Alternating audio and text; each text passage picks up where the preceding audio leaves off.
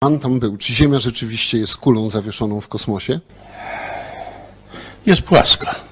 Tak jak oczekują i nie spodziewałem się co prawda tego pytania, ale zapewniam pana, że jest płaska. Generał Mirosław Hermaszewski, jak dotąd pierwszy i ostatni Polak, który odbył lot orbitalny. Dziękuję serdecznie za rozmowę. Dziękuję, kłaniam się. Jest płaska. Tak jak oczekują i nie spodziewałem się co prawda tego pytania, ale zapewniam pana, że jest płaska.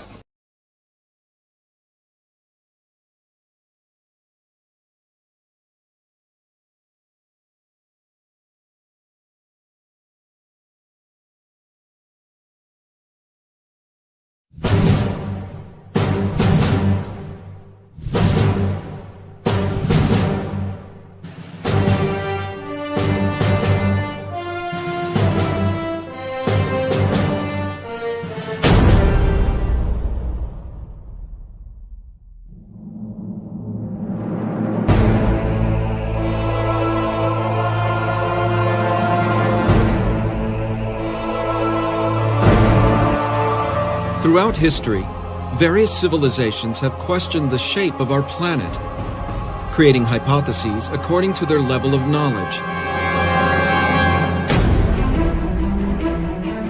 Even today, scientists around the world question the truthfulness of the sphericity of the Earth, because even though it's presented as a truth, there is no unquestionable scientific evidence in this regard. Everything on which science bases itself are only evidences. And evidences are not proofs.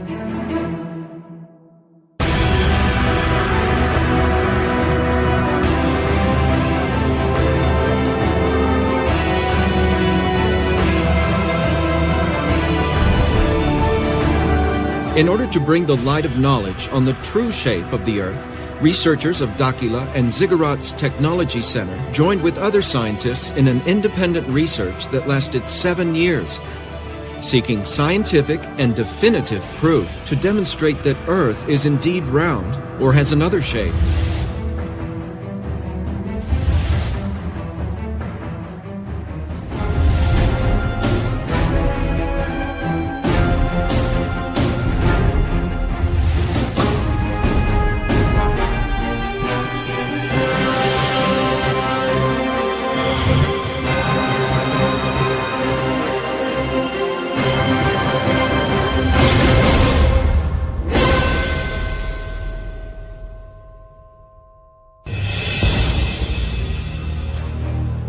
In 2011, researchers from Dakila and the Ziggurat's Technological Center with the objective of proving the real shape of our planet.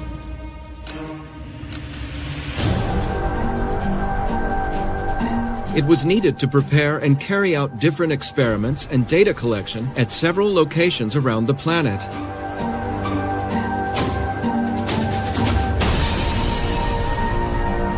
Likewise, several experts were consulted on the possibility of the Earth not being spherical.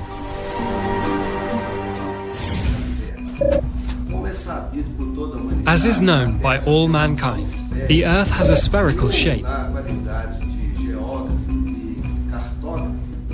And as a geographer and cartographer, it is difficult for me to accept that the Earth is not a sphere.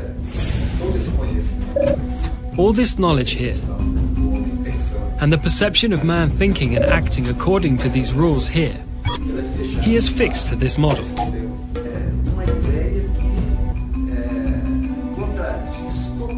It is an idea that totally contradicts the concepts we have today of the sphericity of the Earth. It's really difficult. I, as an engineer, and I deal with the exact sciences. That's where we come from since childhood with these concepts. It is difficult for us to have another vision of this reality that we have since childhood. Because exclusively studying through this model, the struggle is very great. Because the amount of technological and scientific knowledge there is to ensure that these ideas are true is very great. The round Earth, with mathematical formulas all operative, in aviation, aeronautics, astronautics, and in satellites, all being placed with this formula. And this has been working. Water does not leave the Earth because it has a central force pulling it towards the center of the Earth, which is gravity.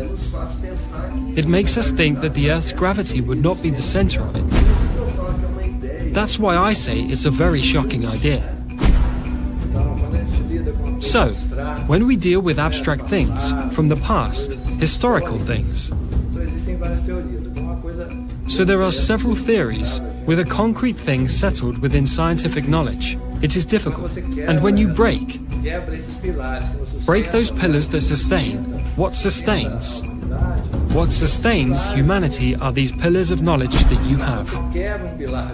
So when you break one of such pillars, you dismantle a base that is considered to be true and scientific, where all knowledge of the Earth is based on that information.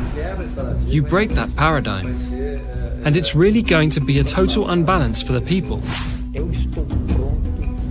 I'm ready to be convinced that what I know is not worth more.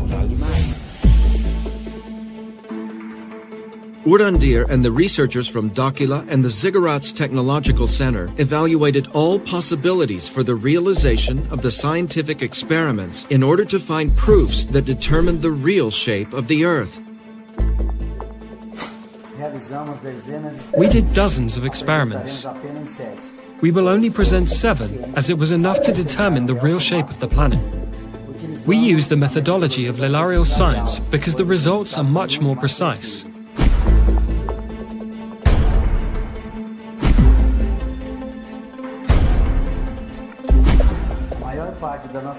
Most of our research was done in the waters because it makes up 70% of the planet's surface. The first chosen experiment was to determine the curvature of the horizon at water level.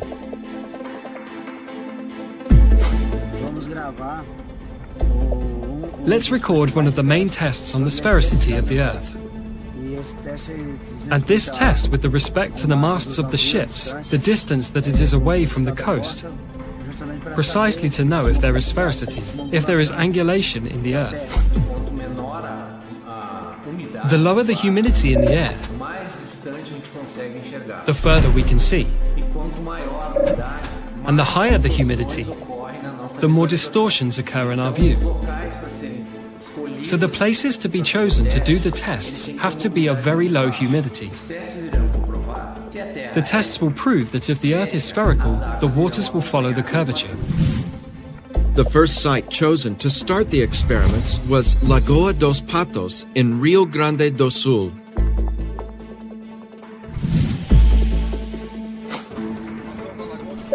We are in Lagoa dos Patos, and there is a team. They are mounting a telescope with a great capacity of visualization, and must follow the 2 boats that we will see in sequence. This image should also be registered by the cameras that are installed on the edge of the beach. We start from now on this new phase of the research, intending to travel a distance of about 40 kilometers over the lagoon, trying to show people there is a strait in this lagoon. That is, there is a flatness. And this is an objective today. One of the objectives that we will try to show, this flatness of the waters that puts in question the issue of the curvature of the globe. And the function of the ground crew is trying to perceive this displacement, to map and to generate a visual image of it.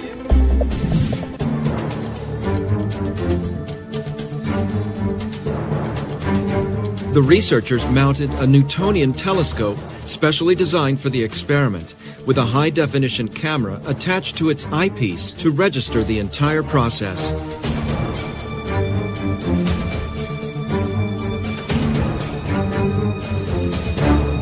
The teams used high-tech positioning equipment to ensure the accuracy of the results. Quando chegar lá, a gente passa a coordenada, mas a gente consegue localizar.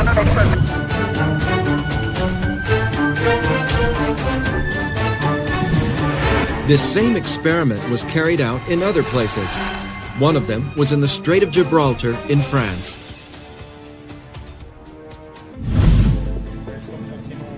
We are here in the south of France, a seaside town called Le Bagarre. We set out together with the French researchers, coordinators of an association called Project Energy Action here in France, trying to prove the veracity of this seemingly absurd theory. I had the opportunity to participate in the phase of the tests that were held in Europe. It would be the filming of a boat, as far as possible from the coast. We find it very interesting the chance to be able to touch on a controversial subject, and to be part of these experiences, to demonstrate something that science does not accept today. It would be filmed through a telescope. We also used a camera attached to its lens, so we could film the experiment effectively.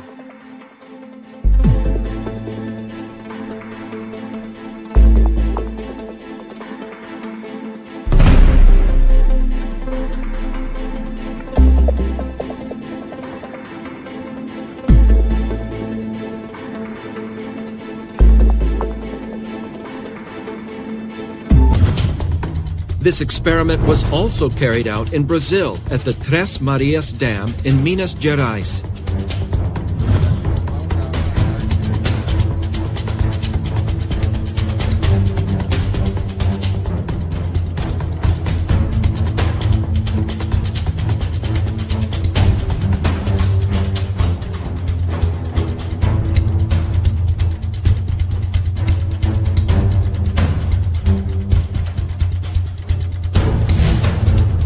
And another team carried out the same experiment on the beach of Santos, on the coast of Sao Paulo. There we divided the teams in two. One stayed on the shore and the other went on a boat out at sea.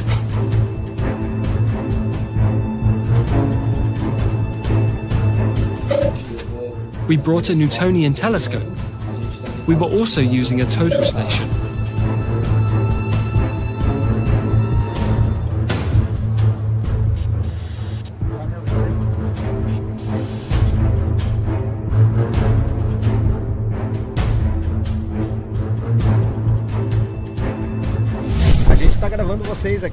We are recording you here.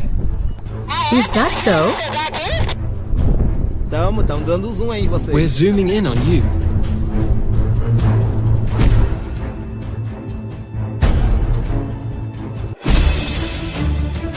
Another telescope experiment was realized at Lake Titicaca in Peru.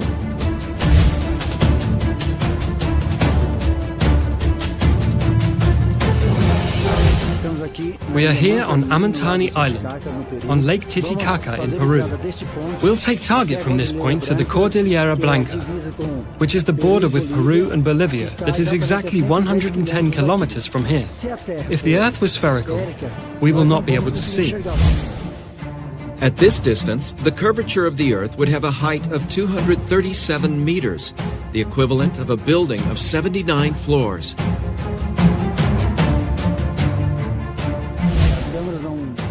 The cameras won't be able to get it, nor will we see at all with the naked eye. We will not see the other side, but with telescopes we do. One of the best points you could have in the world to really register the Earth's sphericity is on this location. Would the team be able to see the other shore of the lake through the telescope?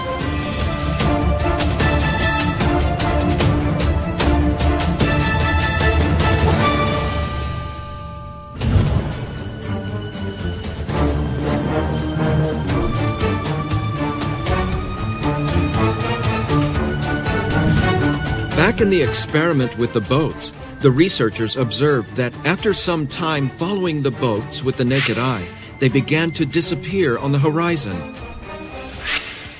First, the hull. Soon after, the boat was no longer visible. And finally, the mast goes down until it disappears completely, as the spherical Earth theory explains. When the boats reached a certain distance, it was no longer possible to see them with the naked eye.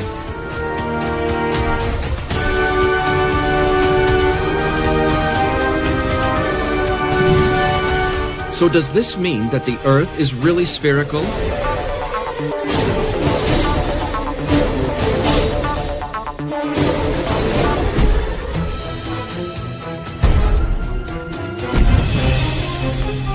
Another experiment was carried out using radio waves.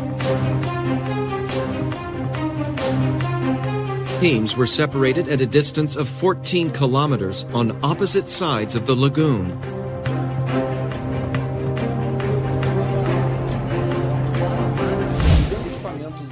Using the radio equipment, we used directional antennas at high frequency, parabolic antennas that concentrate the radio frequency beam, one directed to the other at different points. The two antennas receive and transmit radio waves at the same time, and any obstacle between them would block the communication. They were meticulously positioned and directed to establish communication. The antennas were positioned at 1 meter from the water level at a distance of 14 kilometers. At this distance, the curvature of the Earth in a spherical model would generate an obstacle with a height of 3.84 meters, the equivalent of a 2-story house, which would prevent the communication.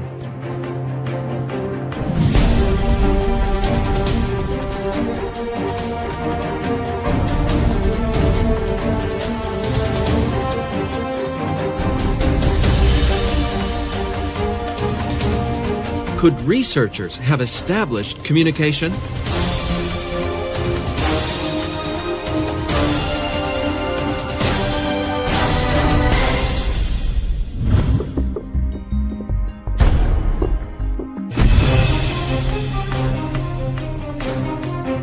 Another performed experiment was to measure the flatness of the waters with the use of light. The researchers opted for the use of a laser beam because its beam of light propagates in a linear way and can reach long distances with minimal loss of potency. The laser experiment consisted of 2 teams positioned on opposite sides. One team emits a laser beam parallel to the water toward another team. In the spherical model of the Earth, it would be impossible for the laser beam to be seen on the other side, since the supposed curvature of the Earth would be an obstacle in its trajectory. However, if the Earth is not spherical and the waters don't follow its curvature, it would be possible to visualize the laser light on the other side, for there would be no obstacles in its path. For more efficient results, this experiment with a laser beam was performed at a great distance, in the tens of kilometers, because the greater the distance, the greater the curvature of the Earth would be in the spherical model between the 2 points, which would prevent the laser beam from reaching the other side.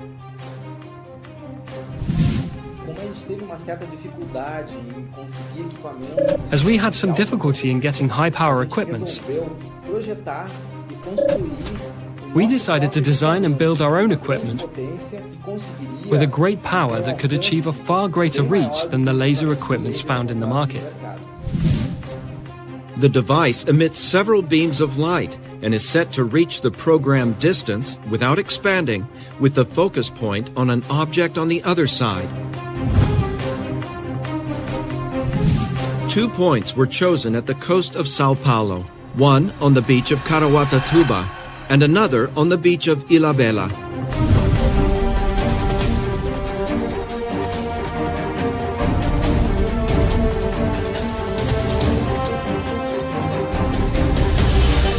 The team prepared the equipment during the afternoon to conduct the experiment at night.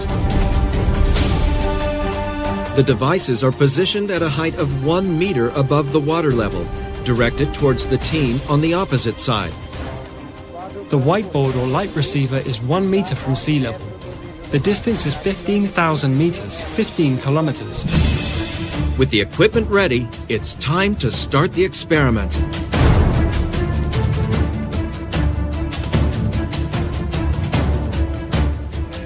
South, 43 degrees. This is the moment of truth. If the light is not visible on the opposite shore, it will be an indication of the sphericity of the Earth. Down. Try to go down more. All right, this position is good. Try to level it out for now. There, a little bit more, a little bit, there.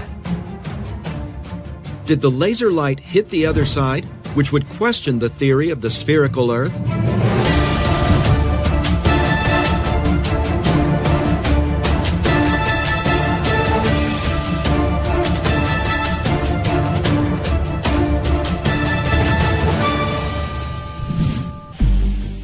The team's next step was to repeat this same experiment over longer distances. To continue the research, Lake Titicaca was chosen on the border between Peru and Bolivia. One team was in the town of Juli in Peru and another on the beach in Copacabana, Bolivia.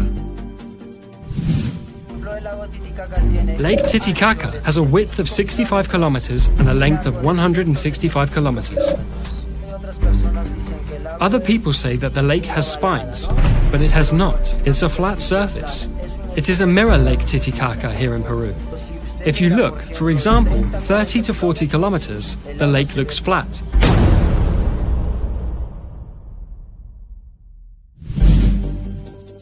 Will the researchers be able to prove the flatness of Lake Titicaca?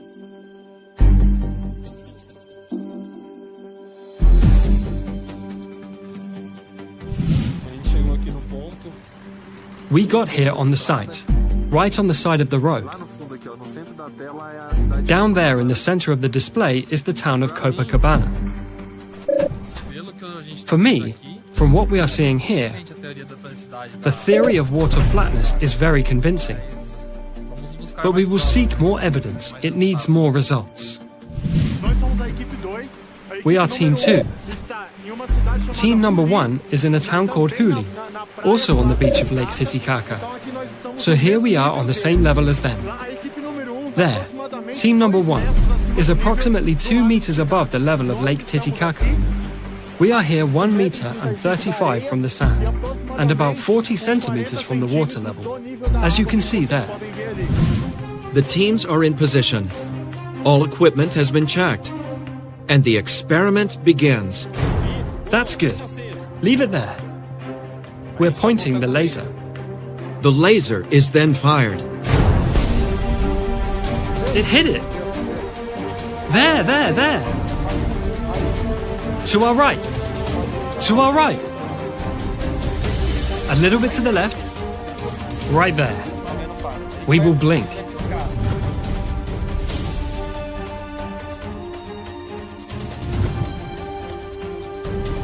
Could the laser be visible on the opposite sides, which would prove the flatness of the waters?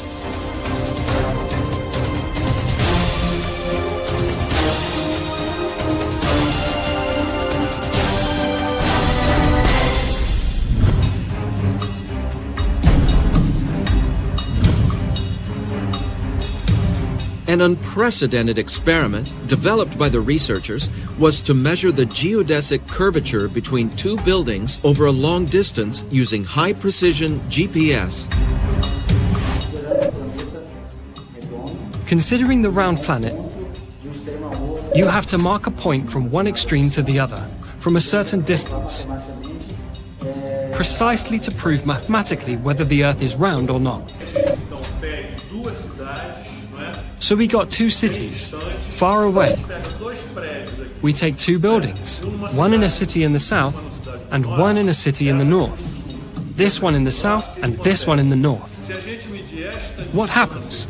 If we measure this distance here at the base of the buildings, if the Earth is really spherical, when we measure buildings of the same height, when measuring the top, there has to be a difference, because if the Earth is spherical, it must have a superior length than the base. To carry out the experiment of the geodesic curvature, two buildings were chosen of the same height and sea level, as far apart from each other as possible. High-precision GPS measurements are done at the base and at the top of each building. According to the theory of the spherical Earth, the distance of the measurements of the bases must be different than the measurements of the top, even in a few meters. But if the measurements are equal, this would show that the Earth has no curvature. In order for the results to come out with the best possible precision, the CTZ researchers invited INCRA, the National Institute of Colonization and Agrarian Reform. This is one of the most respected organizations in Brazil, and one of the best in the world in the area of topography. INCRA engineers and technicians met with the researchers from the CTZ and Daquila to decide on the realization of the experiment, which would be evidence, or not, of the sphericity of the Earth. Analytically, we will see if really this line here will be perpendicular in relation to this horizontal distance between the 2 points.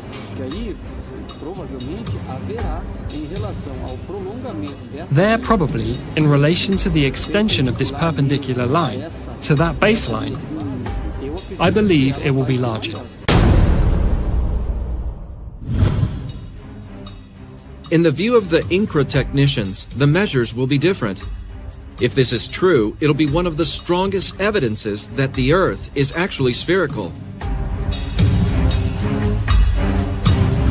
The first building chosen was at Torres Beach in Rio Grande do Sul.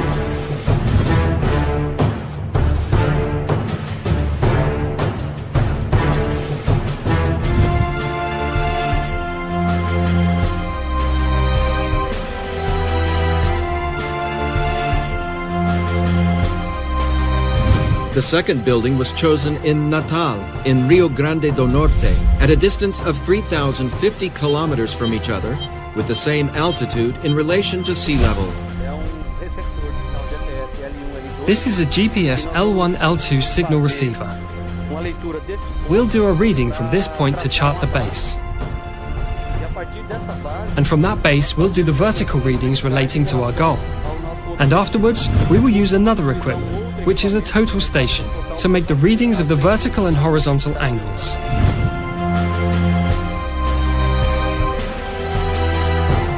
To what conclusion did INCRA surveyors arrive in relation to the curvature of the Earth?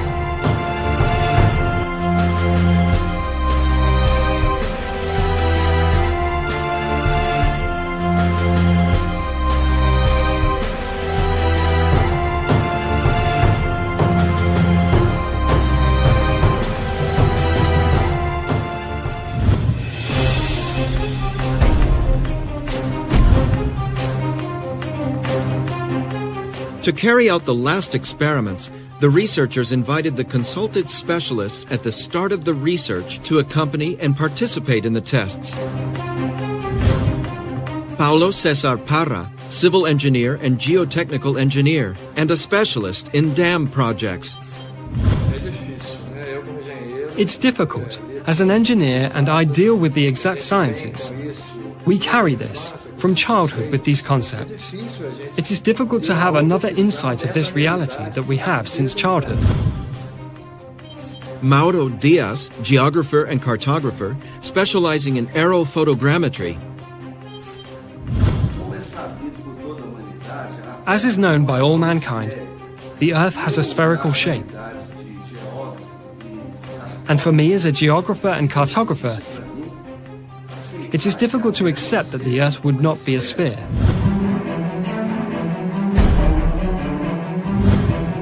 In Minas Gerais, Brazil, the researchers performed the experiment of the geodesic curvature in the waters, accompanied by the guests.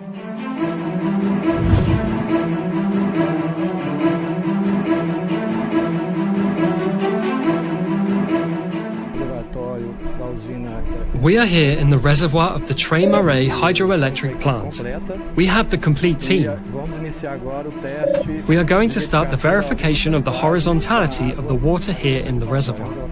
It is a large reservoir. We are in a stretch that will give us up to 18 kilometers. The test aims, in other words, the following. The dam has a certain level. If the level GPS measures give the same, this means that there is no curvature of the Earth. If the measurements are different, then this means that there really exists an Earth curvature in relation to sea level. We are with a geodetic GPS already installed here. The surveyor is now going to another point, taking another point to start a triangulation, thus verifying, through this process, verifying the horizontality of the water.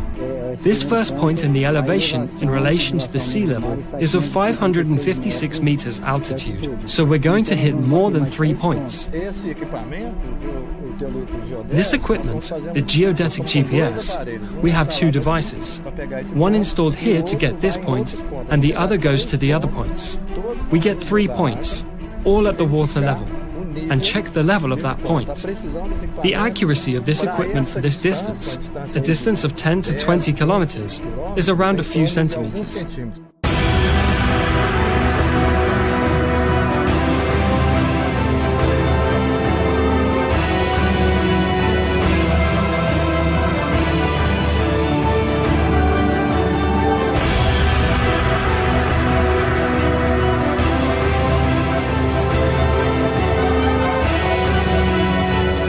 Engineer Paulo Cesar Parra supervised the entire experiment thoroughly.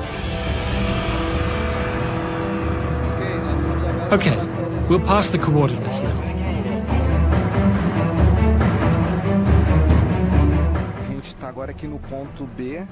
We are now here at point B, 7.5 kilometers from the starting point, and there we had 556 meters altitude on the lagoon level.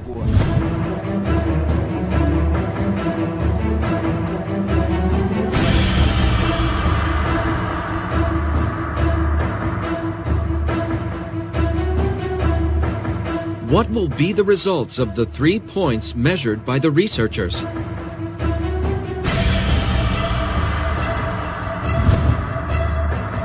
Will they prove the flatness of the waters or the sphericity of the Earth?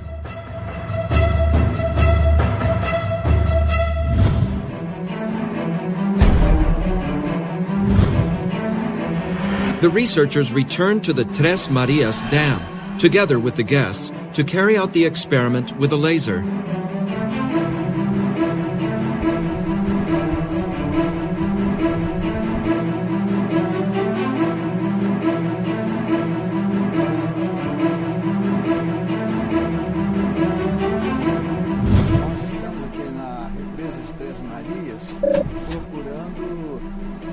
We are here at the Trey Murray Dam trying to explain various phenomena.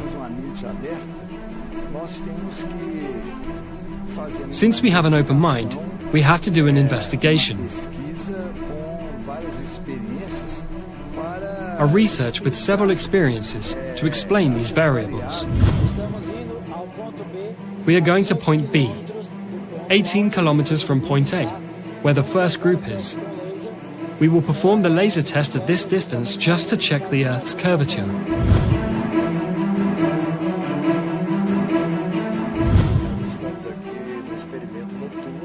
We are here in the night experiment at the reservoir of the Trey Murray Dam. You can see the boats that brought us. Here in the lake, we are on the shore of the lake. The positioning of the laser is here by the lake, a meter or so from the water level. Where is the other second laser? That is also in the same position, exactly 1.5 meters from the water level of the reservoir. We are in good climate. There is no wind, which greatly impairs water evaporation that impairs visualization. So the weather is relatively cold, so there is little evaporation as well. So, very favorable for our job. Equipment positioned, the experiment starts.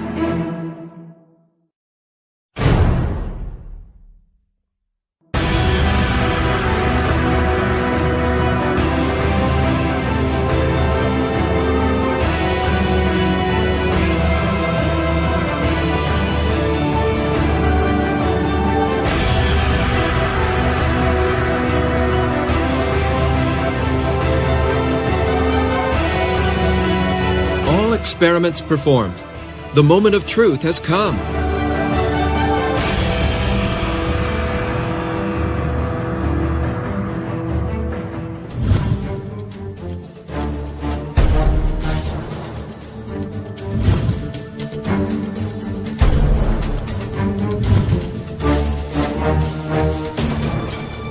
To what conclusion did the researchers arrive in relation to the experiments with ships?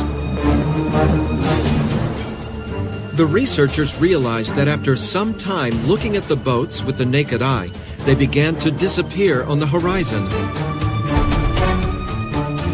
First the hull, then it was no longer possible to see the boat, and finally the mast lowered until it disappeared completely, as the spherical Earth theory explains. Watching the boats with the naked eye, the initial impression is that they were disappearing, as if descending behind the horizon line. When the boats reached a certain distance, it was no longer possible to see them with the naked eye.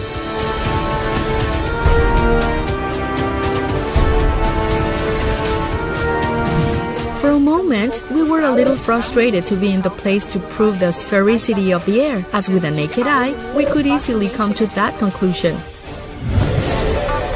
Does this mean that the Earth is even spherical?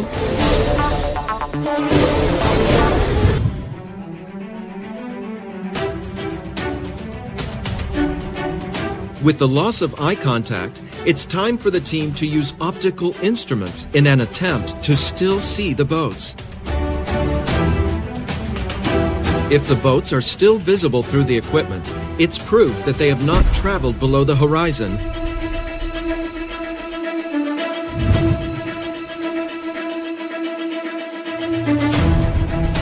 And to everyone's surprise, the boats were still there, visible.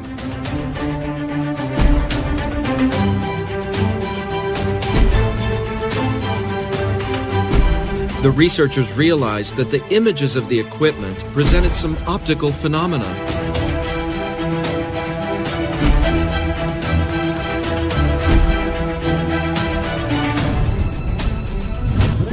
During the experiments, we perceived the formation of optical phenomena that we initially attribute to the Fata Morgana effect, which is the refraction of light in the layers of the atmosphere. This phenomenon is very common in deserts. There are the famous mirages. The mirage is the Fata Morgana effect. A formation of images occurs, virtual images, images that are not real at specific points. Through the observations and the collected data during the experiments, we were able to determine that the optical phenomena had a certain pattern. After some distance, we began to have a visual loss, which increased to a distance where our direct vision was compromised. When we lost the view with the naked eye, we used optical equipments, in this case the telescope, and the boat was still there. Only, we realized that it was an inverted image, a mirror image. We realized that the real image was practically disappearing, and we had the formation of an inverted virtual image, an inverted mirror image, when the angle of incidence of light on the surface, in this case water, tended to zero. This occurs because of the mirroring effect, where the reflection of the image occurs. This phenomenon we recorded for the first time in Lagos dos Patos in Rio Grande do Sul. During the research, we sensed that each state of experiments was complementing the other. With the unfolding of the experiments, we perceived that the optical instruments amplified the visual phenomena. In the case of the use of Newtonian telescopes, in which its optics, which is of extreme precision, amplifies thousands of times the capacity of the human eye, could see things that we did not see. This led to amplifying the visual phenomena we observed during the execution of the experiments. We deepened the studies, and we could determine that most optical phenomena, which are attributed to the refraction of light, called Fata Morgana effect, actually occurs by reflection.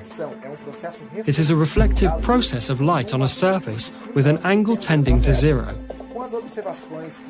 With the observations we make, we have been able to promote a new physical theory that explains the Fata Morgana effect from a new optic, a new point of view. We call it the theory of optics applied to visual phenomena. This conclusion helped us explain three phenomena that we know are illusions. Why the boat seems to disappear going down the horizon line, why first fades the hull and then the boat, and why when an observer is taller can see farther. We conclude then that boats don't descend at the horizon, and that we lose the ability to observe them, to see them in function of an optical phenomenon. With this experiment, one of the main arguments of the spherical Earth theory, that boats disappear on the horizon due to the curvature, is totally refuted. This is the first proof of the flatness of the waters.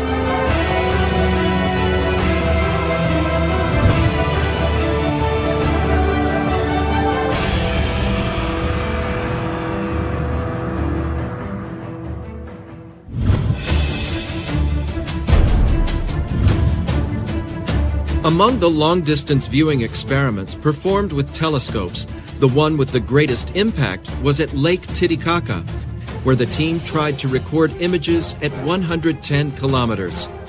The site was chosen due to the low humidity of the air at certain times of the year, which is a prime factor for the result.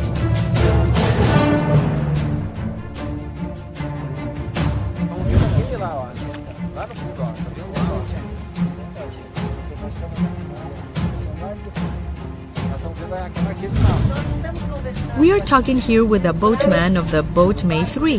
He is an inhabitant of the island of the Uros. He is from the Aymara civilization. Is it possible to see the other side of the margin? Or is this not possible? Yes, it is possible. Always because our lake, we think, is like a table. How many kilometers do you see?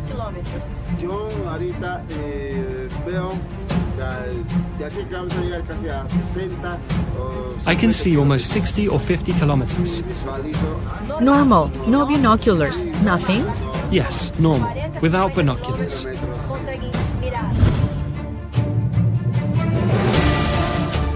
With the telescope, the team was able to record images at a distance of more than 100 kilometers, which would be impossible in the theory of a spherical Earth, as the curvature would have a height of 237 meters, equivalent to a 79-story building. This experiment is yet another proof that the Earth cannot be a sphere.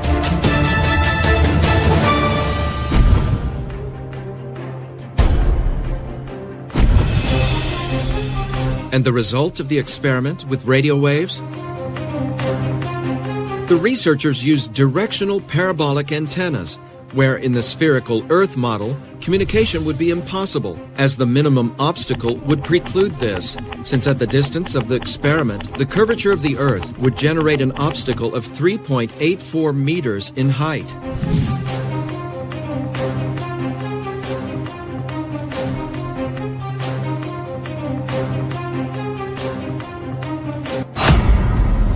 We have connected. Got it. We're with connection here. It's responding. The machine is responding. Returning. I'm having connection to your computer there. We have a ping back here. The connection is established. The signal that we wanted, we could scan there and managed to find it here. Communication was established. It has been proven that at this distance, we have been able to establish communication. We know that any interference in the way would mean not achieve communication.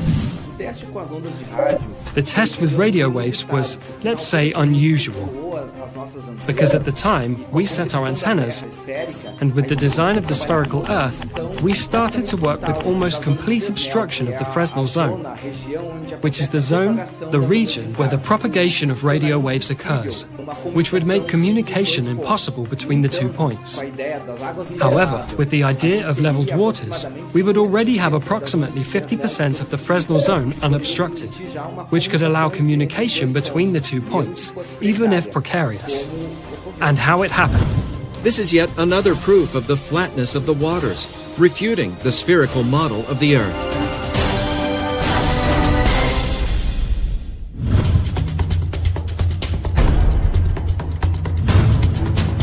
what about the geodetic curvature experiment performed on the buildings?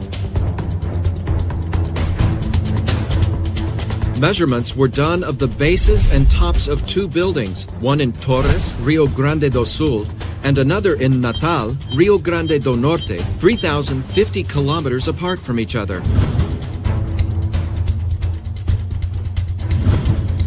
According to the theory of the spherical Earth, the distance of the measurements of the bases must be different than the measurements of the top, even in a few meters. But if the measurements are equal, this would show that the Earth has no curvature. Remembering the opinion of the INCRA engineers before the experiment, Probably there will be in relation to the extension of this line, perpendicular to the baseline. I believe it will be longer.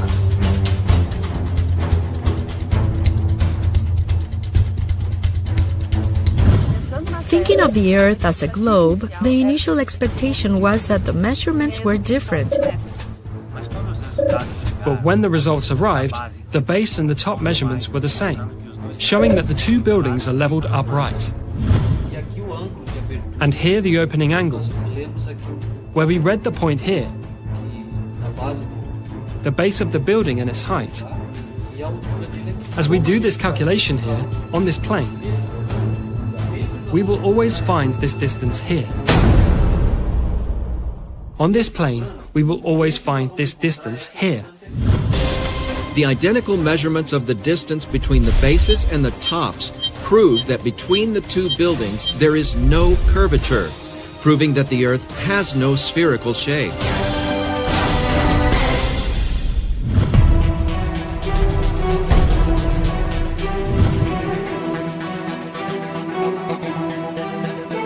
In the experiment of the geodesic curvature in the water, 3 points were obtained with a high-precision GPS on the Tres Marias Dam in Minas Gerais, whose extension exceeds 70,000 meters.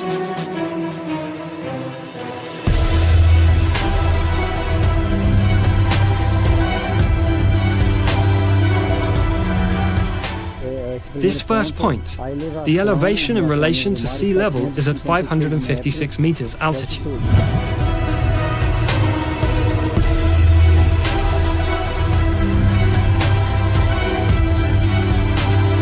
The second point also presented the same result, 556 meters of altitude.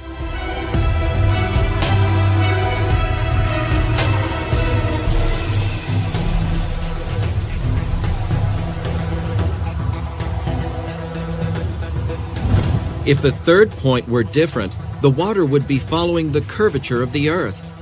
If the measurements are the same, it will be proven that there is no curvature, but indeed flatness in the waters. And the measure of the third point surprised the researchers. Here we also obtained the same measure, 556 meters at the level of the lagoon. We analyzed the data collected by the equipment, and all points show the same result, the same altitude, thus showing that the water in the dam remains level.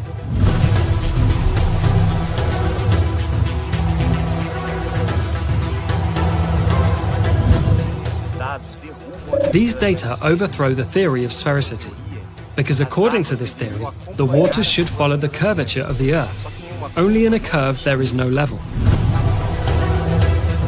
The three altitude measurements were identical, proving the leveling of the water, proving that the Earth has no spherical shape.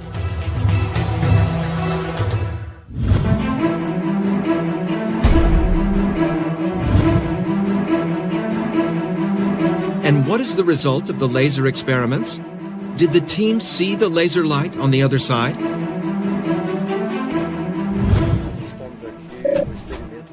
We are here in the nocturnal experiment in the Tres Marias Reservoir. We are on the shore of the lake. The positioning of the laser is here by the lake, a meter or so from the water level where the second laser is. It is also in the same position, exactly 1.5 meters from the water level of the reservoir.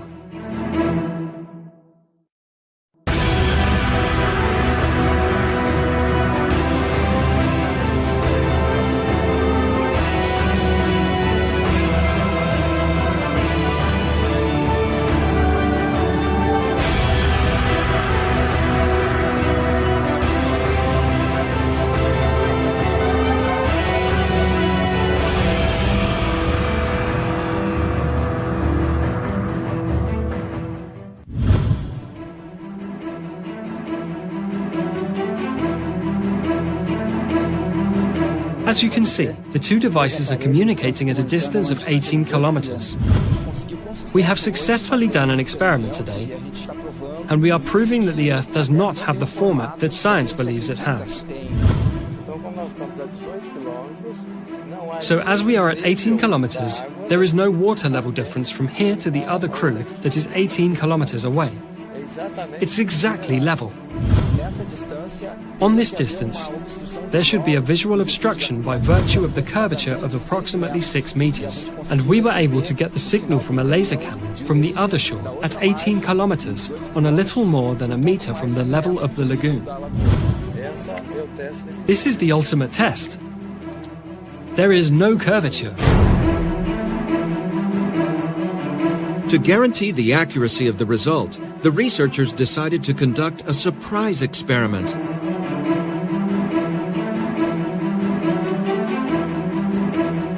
With the team still in place, a beam of light was lit that should be visible at 18 kilometers on the side where the team of surveyors was, who used a total station.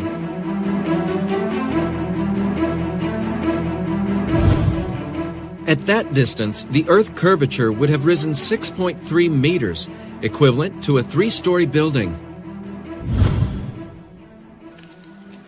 Do you see? Yes. Down. Can you see? Yes. Down. Can you see? Can you see? Yes. I am at water level. At water level. So okay, I will write down and you read the angles and the coordinates. There you take that height where it was blinking at the water level. It's on water level. But on how many meters high? 0. It's blinking in the water, right? It's in the water. 10 centimeters from the water. Okay, so I'm going to write down the angle here. Wait, Wilson. During the experiment, a laser was added without warning the topographers. Do you see any other light?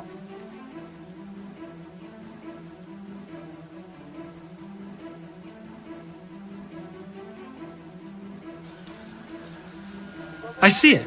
I did see. I saw a laser now. He did see. He saw the laser. It die off. Lower the laser. All right, wait a minute, Wilson. Now I saw the laser. Did you see the laser? Not now. I saw the laser there. Lower a little bit. Do you see the light still? I see the laser there.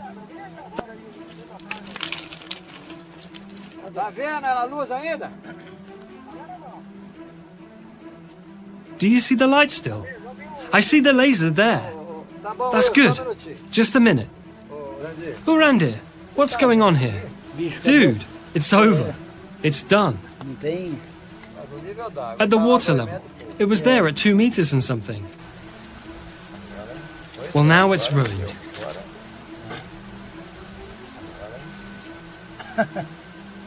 Now, so anything else needs to be done. We can go, right? We are with a telescope. We have a precision level, an optical level, with a topographer. We have a total station, which is a topography equipment that is used for measurements and level determination. So we are here 18 kilometers marked with a GPS on an island, on a point of Lagoa, 18 kilometers from the topography equipment there with the crew.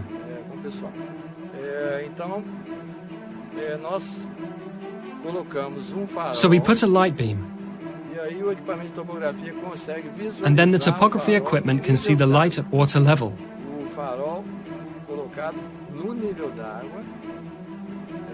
The light placed on the water level can be visualized by the topography equipment that is positioned 18 kilometers. And the engineer remained perplexed by the outcome of the experiment. We can go, right? This is unquestionable proof that the Earth is not a sphere, for the waters are level.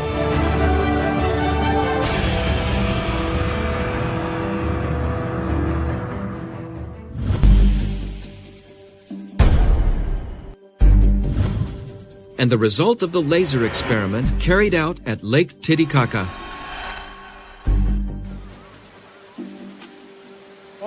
It is hitting the hill on the hill. Look over there. It is hitting a tree above us here. Look at theirs. Look at theirs. Are you pointing yours too? We're seeing. We see yours. It's just too high. It's very high. Look there. You saw. In this direction. It made it. There, it appeared again. Go. There, it made it again. That's it. Stop there. More to the left. Stop there. Stop. Through light here. It is illuminating here. It is moving there too. Here it is illuminating everything. We have already done the first tests, and the laser of team number 1 has already appeared here in the treetops that are on our side. Then the trees here have about 2 meters, 2.5 meters. So there we start directly discarding the hypothesis of the Earth being spherical. Because we are 35 kilometers away from team number 1 in a straight line from end to end, on the lake, on lake level. And according to the theory of spherical Earth, that 35 kilometers should give at least 23 meters and 98 centimeters of Earth's curvature. So a light communication would be impossible as we just have had. The result was positive here. We could see the laser on the other team there, and they could see us too. More than 30 kilometers, so there was no curvature. Total flatness. The research here was excellent. Here with this laser visibility test, Team 2 and Team 1 at 35 kilometers. There really was an unusual commutation at a distance of 35 kilometers, and that there should be an arc of approximately 24 meters. Neither Group 1 or 2 should be seeing the lights.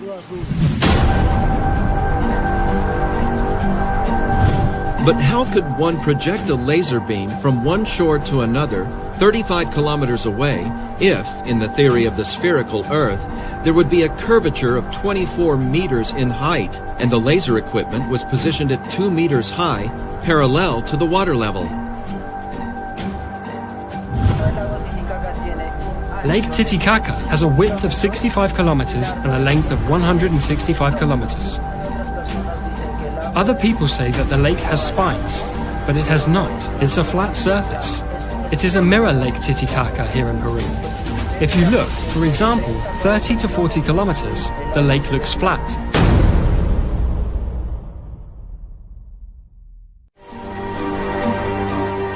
This is yet another unquestionable proof of the flatness of the waters, which definitively overturns the theory of the sphericity of the Earth.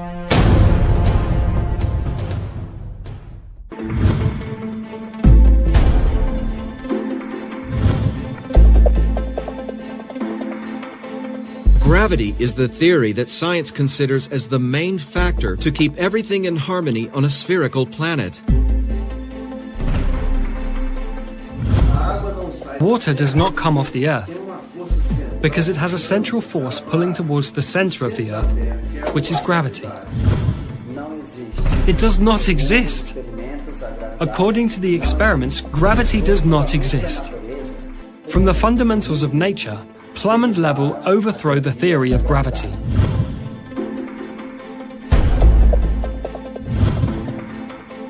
The plumb is an instrument used to gauge verticality. It is of fundamental use in civil construction to guarantee the verticality of the buildings. This tool we use to get the wall in the right plumb because it cannot be out of plumb because the wall can fall. So this plumb is used for this, to keep it right and steady on the plumb. Neither there nor here, right there in the plumb. The use of the plumb is the only way to ensure that construction is being erected in vertical alignment.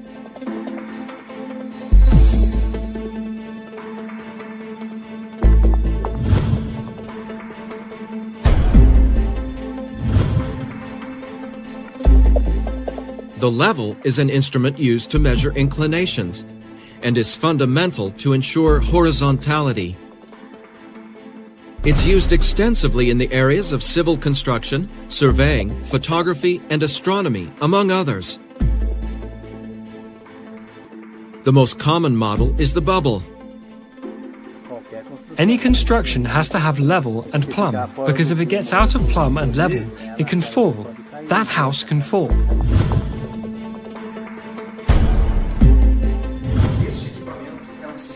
This equipment is a system of communicating vessels and is used in the laboratory to demonstrate the behavior of water leveling. In whatever position we place the system, the water that is inside will always search its level. This behavior of the leveling can be proven not only in laboratory, but we can prove this in field experiments in ponds, lakes, and the seas. This is a micro version of what we find all over the planet, leveled waters. By verifying that the water remains level, both in micro and macro environments, it's also verified that gravity does not exist, because if this force existed, the waters would follow the curvature of the planet. But then, what forces act to maintain harmony on a non-spherical planet? Researchers from Dakila and the Ziggurats Technology Center have concluded that among the fundamentals of nature, the four main forces that, acting together, hold us firm to the ground are magnetism, density, pressure, and light. The researchers called this set of forces MDPL.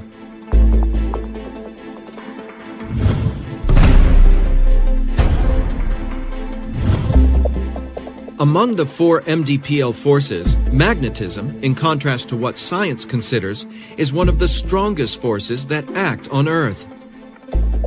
It's the main force that keeps everything in balance, from the bonds of an atom to the Earth's magnetic field.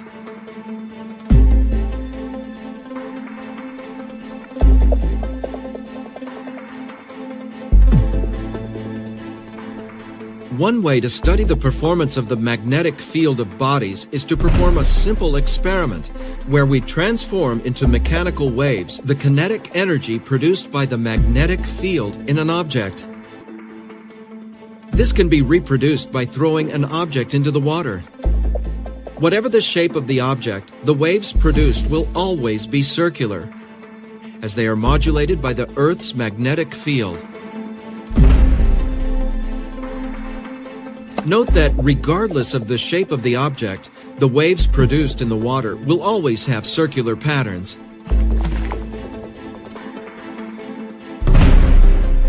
This happens because the waves in the water are being modulated by the influence of the Earth's magnetic field. It does not exist. According to these experiments, gravity does not exist. But going even further, to prove or to sustain the sphericity of the Earth, without people falling, buildings, animals, constructions, the waters especially going off, flying out into space, to justify people stay fixed on the Earth's surface without being thrown off by the spin of the planet, they created a magical force called gravity. But this magical force is torn down by the plumb and level, because the physical behavior of water is to seek leveling. Or is physics wrong too? If the physical behavior of waters, according to our physics, is to seek leveling, how will it fix itself to a ball on a sphere without flying off? Space outside without seeking its level? So these are two contradictory things. And even more, to justify the seasons, they decided to tilt a ball 23 degrees. There is no way to tilt a ball, a sphere. Impossible. Let's see, how could a planet or a ball, a sphere, be tilted and waters not get off? But it has the imaginary axis. The imaginary axis, even if there were a physical axis, What would be inclined is the axis and not the sphere. Any position that places the sphere, there is no way to tilt it but the axis. An imaginary axis. That is an illusion. If it is imaginary, it's an illusion. So it's another contradiction. They created this axis that does not exist to justify the seasons in a sphere, in a globular model. That's not possible. Well, in a sphere we certainly do not live. Because the physical behavior of the waters does not match the reality of the facts. And through the plumb and level, this theory is totally overthrown. Extinct.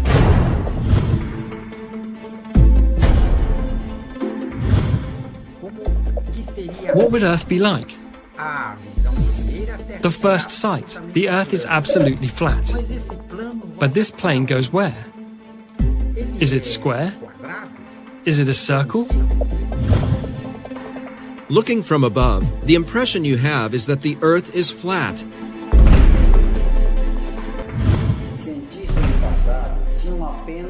Scientists of the past had only the eyes to observe and the reasoning to create possibilities. The older ancients used a model of the flat Earth, square Earth, triangular and geoid. Later, other scientists defined the most suitable model would be spherical, geoid, putting a stake at one point and another at 800 kilometers. But he did not take into account the altitude, had no GPS, had nothing. So, there is really no way how these ideas, with the technology of today, can be considered, because everything we have today overthrows these theories. Any experiment today can prove that the globe doesn't exist. It's impossible.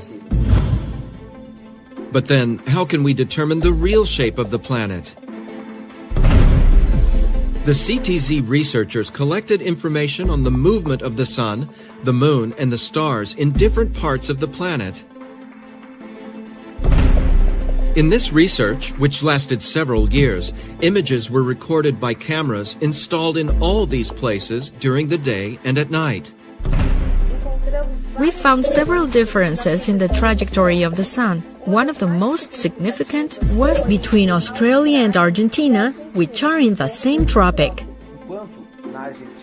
While in Argentina the sun moves at about 180 degrees, in Australia it moves almost 270 degrees, which would be impossible in a spherical Earth model.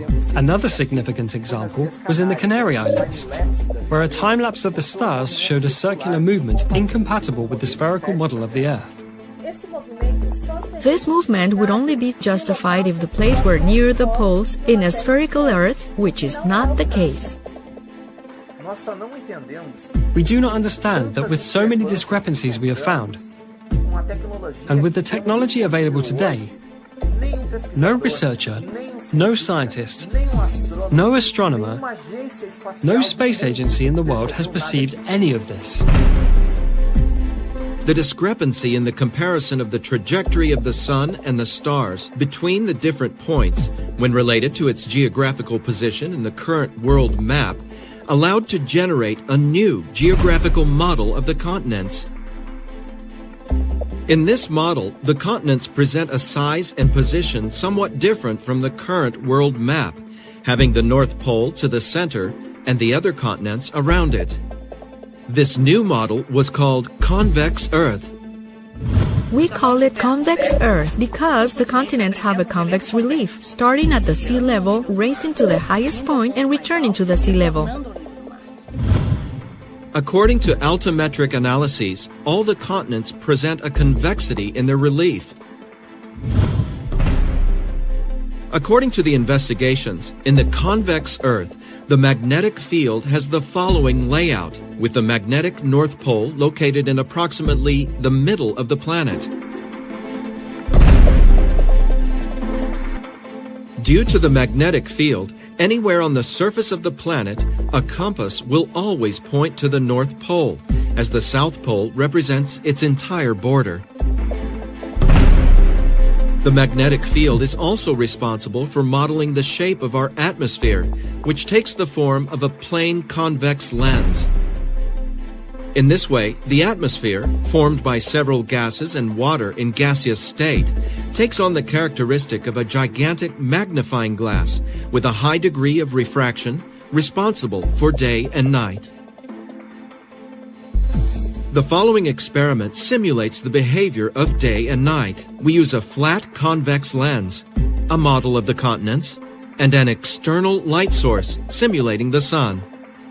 The result is a model of day and night in the corresponding time zones. What helped us a lot in this research was the information we collected at our own astronomical observatory of the Ziggurat's Technology Center. In this manner, the researchers concluded that the Earth is neither spherical nor geoid, but rather convex on the continents and flat in the waters. In this concept, the Earth is like a huge, misshapen asteroid floating in space, surrounded by a very high layer of ice all along its edge.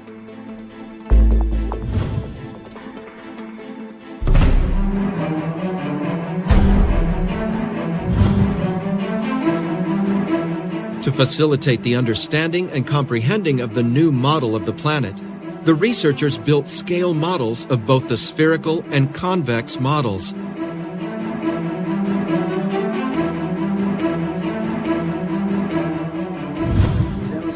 We made a scale model on geographic scale, just so that people have better clarity.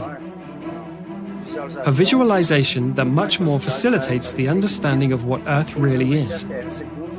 According to the report, according to all the research that has been carried out by our researchers, we have come to the conclusion of this format of the Earth.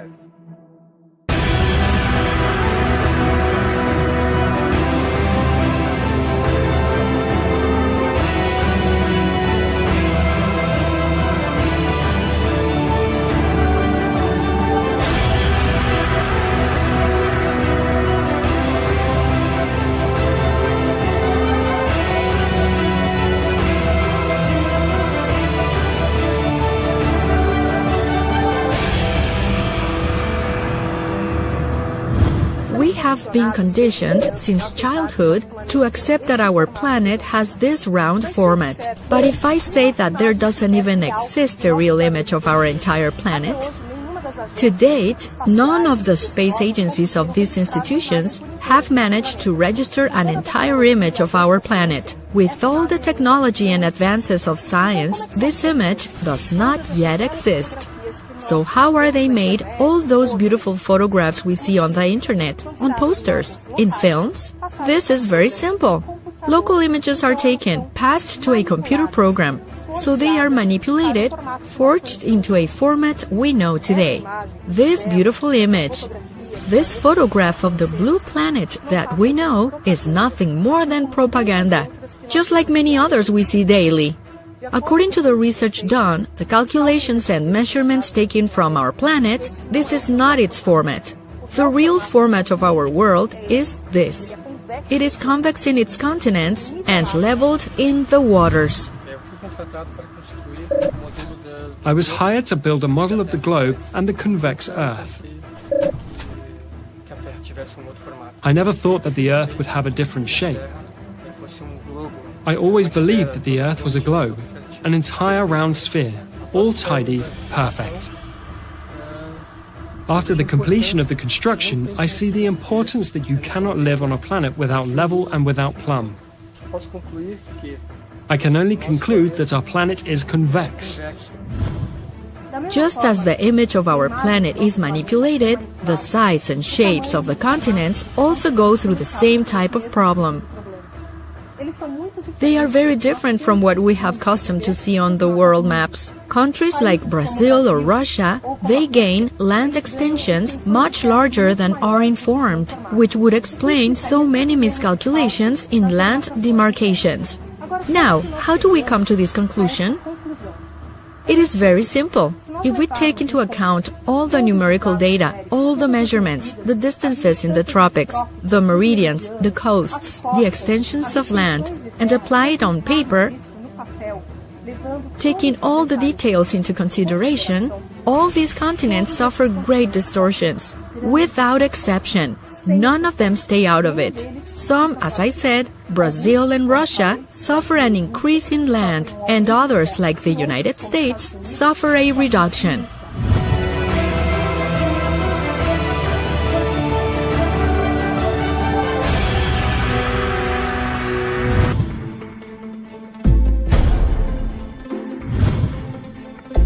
During the surveys, strong evidence emerged of the existence of a new continent. And what about the new continent that is far beyond our borders? We call it the Greater North. For those who are here in South America, heading north, so we call it the Greater North. With the help of Navy and Air Force officers, we were able to trace logistics towards the Greater North, towards Siberia, towards Russia. There were several factors that led us to perceive the existence of the new continent. With the launch of several atmospheric probes, equipped with cameras and other equipment, we were able to identify a territorial mass that is not included in our maps. It is not part of our current cartography. And, analyzing the images, mainly of the probes, we realized that it is part of a new continent, behind an immense layer of ice.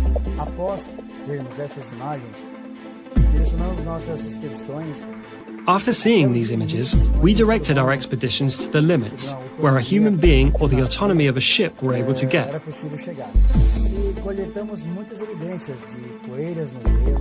And we collected many evidences of dust on the ice, pollen, and other evidences that really brought us to the certainty of the evidence of this new continent.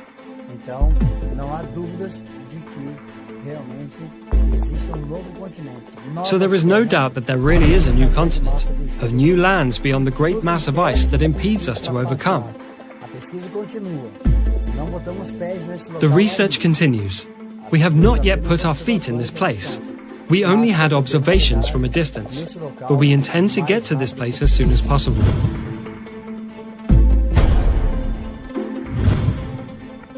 A study performed by the CTZ on the Sun, Moon, and stars brought many answers regarding the positioning of the continents and the shape of the Earth. On the other hand, many questions have arisen.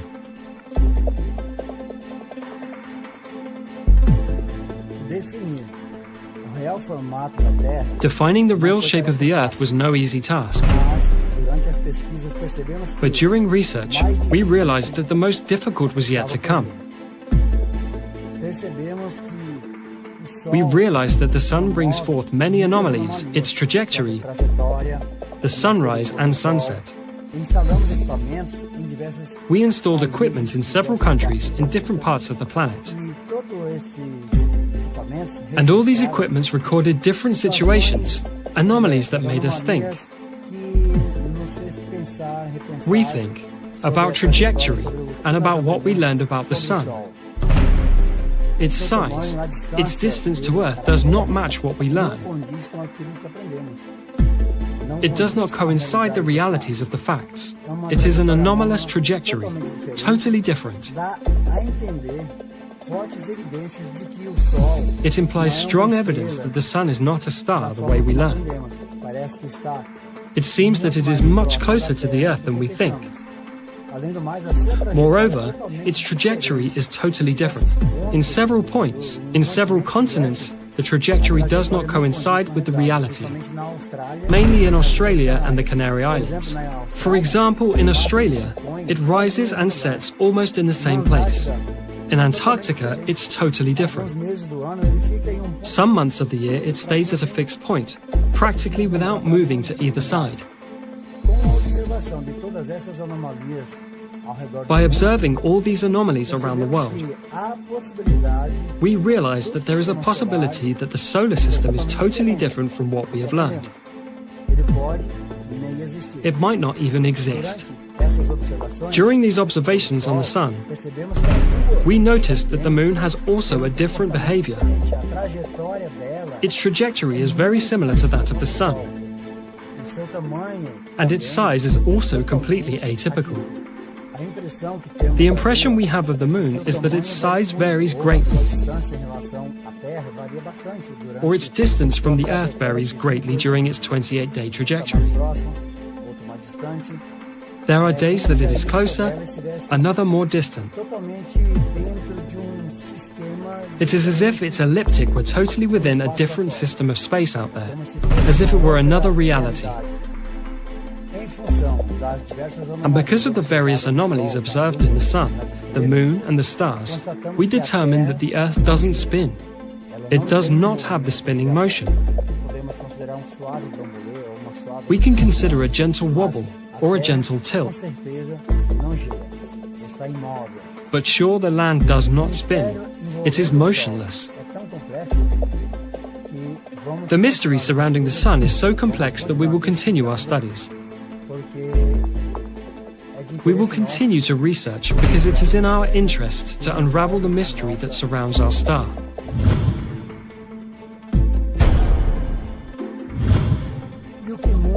And what changes in our lives? Knowing the real model of the Earth changes everything.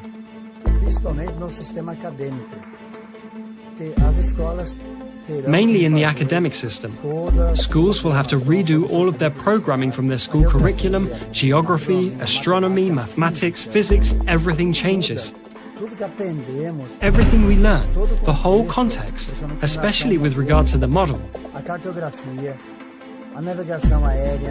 Cartography, air navigation, maritime, fuel economy, military strategies, meteorology, climate issues, all of that changes.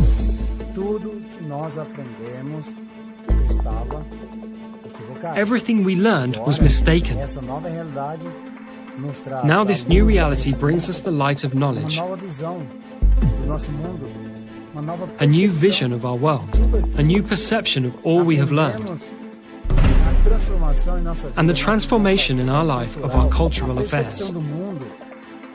The perception of the world, of knowledge, all pillars of wisdom.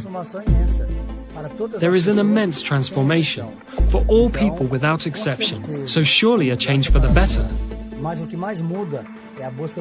But what changes most is the search for the truth. That is what motivated us to carry out all this research.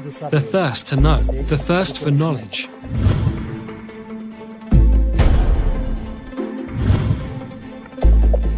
And what about the specialists Mauro Diaz and Paulo Parra who accompanied the experiments? I have always worked with the concept that the Earth is spherical. And my colleagues and all cartography is based on the sphericity of the Earth. A problem even of reasoning. Because I worked so many years in a belief, and I will accept a new belief, variables that had to be explained. As long as I did not have this explanation, I remained with a very big doubt that tormented me and even made me lose sleep at night. I kept thinking about it. But on this trip we did here on the Trem Array Dam, we did a very important test. That is the projection of a laser at a distance of approximately 18 kilometers. And it is known in cartography and by the conception of the sphericity of the Earth that we cannot see a thing beyond 10 kilometers. So we witnessed this experience with all success. It was done at night. The laser beam projected parallel to the water mirror. The test resulted perfect and satisfactory. And we made the greatest effort, using as much as we had in our technology to do this test. We brought a laser beam, we brought theodolites, we used communication radios. So I declare concluded the basic part of this research, and I feel it is a moment of glory for us. So to finish, I know there will be a series of confrontations, doubts among other technicians, but we are convinced to get them also to do research. I think this is a very big paradigm shift for Earth science. I, as an engineer, and all the studies I did to train me and specialize in me, I always considered the Earth as a spherical shape. So I had these preconceptions. But for us to start, when we began doing the tests, and until so now, I deleted the prejudices that I had from my head, trying to imagine myself without any knowledge of the Earth, to verify whether it is spherical or not. It is clear, without a doubt, that the Earth in the lakes region is flat. There was no difference of level at all. So I know it's difficult even for you to have the courage to talk about this issue here. Many professionals have refused to talk about it out of fear of having their career damaged, their image damaged, for contradicting a theory that has been there for 2,000 years and which has never been proven in practice, in the case of the Earth's sphericity. They are thus only theories in relation to exact science. What advice would you give to the researchers, to the people who occupy the same chair as you? The important thing is to eliminate these preconceptions, because those who understand these three forces well, magnetism, density, and pressure, may have a very great technological advance, develop other concepts of transport, of energy. I think those who understand from this new knowledge, try to deeply understand, they will have a very great gain in technology. We humans of the Earth, we will have a very great gain of technology. I have learned one thing. We have to have an open mind to discuss any theory, even if it seems absurd. At first I had this difficulty of understanding this revelation. I spent months working on this. We are coming to the end and all the report. All this will be archived, made available on the internet, for anyone who wants to repeat the tests. We will include all the devices that were used, all technologies, all coordinates. We are here at the Três Marias Dam in Minas Gerais, and all this will be available to all of you, so that everyone can repeat the tests at home if they want.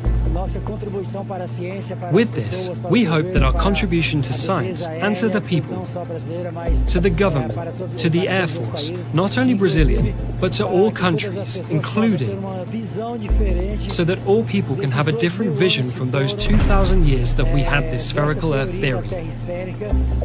And now I hope you draw your own conclusions.